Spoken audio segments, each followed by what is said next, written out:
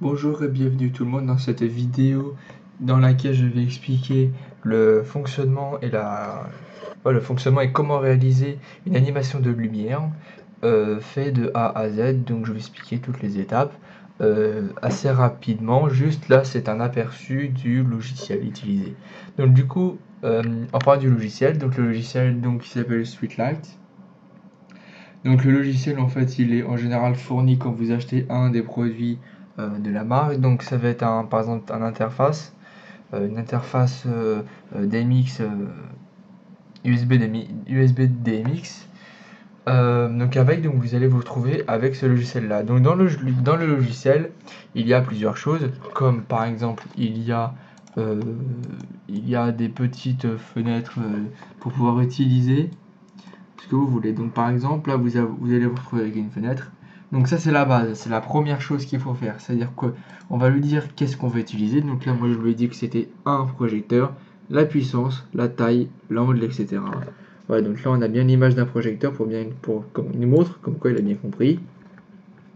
Après on lui dit sur quel canal il y a, qu'est-ce qu'il y a. Et après donc là le shutter, donc je lui ai dit que c'est une fonction stroboscope. Après donc l'adressage DMX, donc on l'envoie, on va se retrouver avec ça, donc on va lui dire son adressage DMX, son nom et le clone. Donc ça c'est combien de fois on va être cloné. Donc quand on va faire un clone, c'est-à-dire que là par exemple j'ai fait 9 clones, mais ça va être 9 fois le même projecteur sur la même adresse, etc. Si on veut faire 9 appareils mais qui n'ont pas la même adresse, alors il faut dupliquer.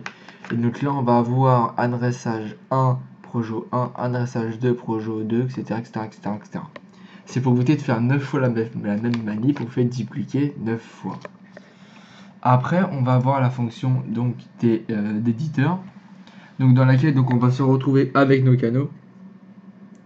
Donc rouge, vert, bleu, la puissance et le stroboscope. Et on va avoir nos appareils, tous nos appareils ici. Donc on clique pour qu'ils se sentent concernés, donc pour savoir lequel on veut contrôler. Après on va dans notre palette de couleurs. On active la fonction 3D. On va aller cliquer sur le petit projecteur et on va arriver sur une fenêtre comme celle-ci. Alors, on va arriver en fait donc chaque chose, donc chaque petit cube, on va dire, c'est des projecteurs. Alors là, ils sont de différentes couleurs pour bien les voir, mais c'est ce que j'ai dit là, c'est des clones. Après, ça c'est juste pour l'explication, je les ai clonés, mais dans la vraie vie, en réalité en fait ils ne seront pas clonés. Donc là en fait c'est une petite interface 3D qui est faite pour éviter d'éviter en permanence d'allumer nos projecteurs qu'on va contrôler. Et ben là on peut tranquillement aller n'importe où et modifier le programme et voir en temps réel ce que ça donne. Donc comme on a activé notre 3D, donc soit on active le 3D, je sais pas si on va avoir un focus, ça serait bien.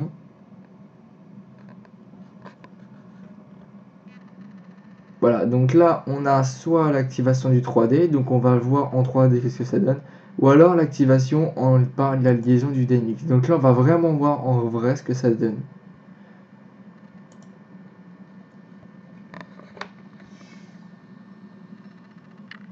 Voilà.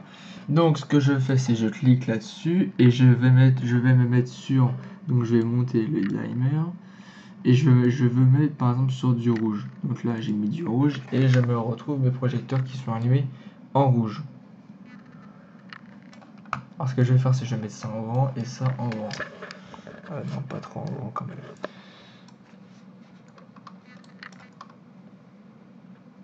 Voilà, donc là je vais me mettre sur du bleu. Donc du bleu. Après on regarde à droite. Voilà, donc là en temps réel en fait je suis en train de changer. Et on voit ici là tous les petits bitonio qui bougent. Tous les petits potards. Après on peut faire du flash. Tout en changeant les couleurs. Voilà. Et donc après, on va pouvoir créer des animations. Et ces animations, après, on va les lier dans la... Moi, j'appelle la table de live, parce que c'est là-dedans qu'on va faire tout notre live.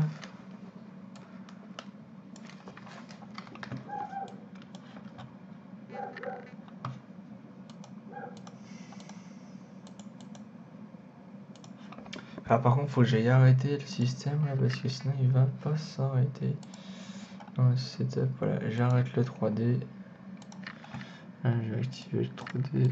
Ok, c'est bon. Donc après, on va pouvoir donc créer un petite page comme celle-ci, sympathique, avec des couleurs et des boutons. Et après, on va lui dire, quand j'appuie sur le bouton, tu vas me déclencher l'animation que j'ai enregistrée, que j'ai fait juste précédemment. Donc c'est-à-dire que là, je vais juste arriver. Donc admettons toute la partie programmation, vous l'avez fait avant votre pièce ou votre concert. Et le jour de votre concert, vous allez arriver, vous allez avoir plusieurs pages. Donc par exemple, on peut en mettre plein. On peut en mettre jusqu'à 8. Voilà. Et donc là, on va arriver. Donc là, je vais cliquer. Tac, tac, tac, tac, tac, tac, tac, tac. Tac, tac, tac, tac, tac. Juste à cliquer.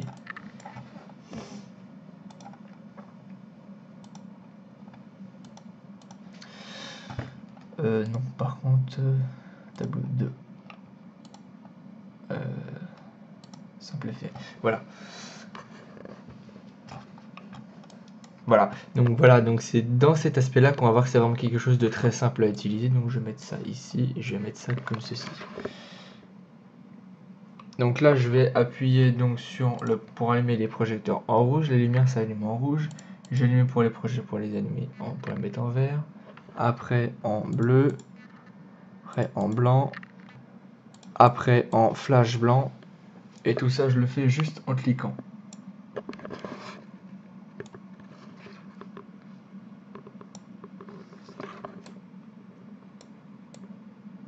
Et après, donc, on a les animations. Donc ça, c'est les animations que j'ai faites. Donc par exemple, je clique une fois et il va faire l'animation tout seul. Je ne touche pas la souris. Il va faire l'animation tout seul. Après, je reprends la souris, je fais une autre animation, j'enlève la souris. Donc on a une variation de couleur et de puissance du faisceau. Bon, voilà, c'est quelque chose d'assez basique. Sur des projecteurs de lumière, à part faire varier la couleur, on peut pas faire grand chose. Là, c'est quelque chose avec toutes les couleurs qui sont possibles. Bon, c'est un peu plus accru. C'est une présentation des couleurs en fait, c'est pas vraiment une animation. Voilà. Et donc après, donc, ce qui est hyper pratique, c'est qu'on va prendre un smartphone, tout à fait banal. L'ordinateur va être connecté à un réseau, donc Wi-Fi, va être connecté à une borne. Sur cette borne, je vais venir me connecter, donc là, dans le cas présent, en Wi-Fi.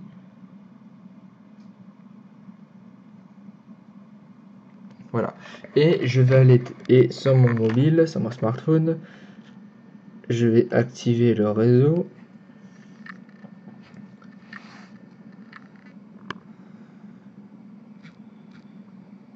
Et je vais télécharger l'application qui s'appelle Live Mobile. Sur cette application, donc je me connecte et je vais avoir accès à mes programmes que j'ai fait. Donc c'est à dire que tout ce que j'ai enregistré et que j'ai créé dedans, je vais lui autoriser à ce qu'un appareil externe, donc là en l'occurrence un smartphone, puisse se connecter, récupérer toutes les programmations que j'ai faites sur l'appareil, donc sur le mobile en question. Donc du coup je vais me retrouver avec la même chose. Donc vert, bleu, blanc, rouge flash, vert flash, bleu flash, blanc flash et toutes mes petites animations.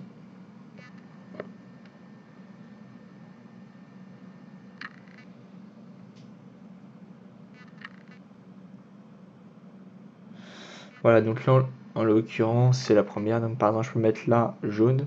Donc on voit qu'en temps réel, quand j'appuie sur la touche ici, ça s'active aussi ici. Et vice versa, je vais cliquer ici, ça va se modifier d'un moment.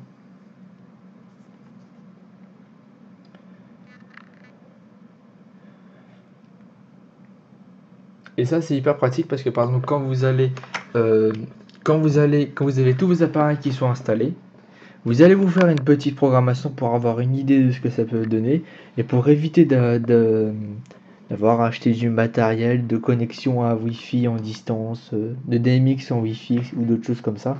On va juste prendre notre portable, se connecter à un modem. Donc on va prendre un modem par exemple, on connecte en liaison Ethernet l'ordinateur au modem, on active le Wi-Fi sur le modem, on se connecte au modem avec notre appareil et on va contrôler nos lumières alors qu'on se trouve sur la scène. Et ça, c'est hyper sympa. Si vous voulez faire des modifications, des mesures, n'importe quoi, des variations de lumière, pour voir ce que ça peut donner sur la scène, ça peut être très très utile. Voilà, cette vidéo s'achève maintenant. Je vous remercie d'avoir suivi. Si vous avez des questions, vous pouvez laisser un commentaire. Si vous avez aimé, vous mettez un petit pouce vert. Si vous avez envie, je sais pas, moi, de voir d'autres de mes vidéos, vous abonner, ça sera beaucoup plus simple pour aller les voir. Et puis voilà. Merci d'avoir suivi. Bye bye.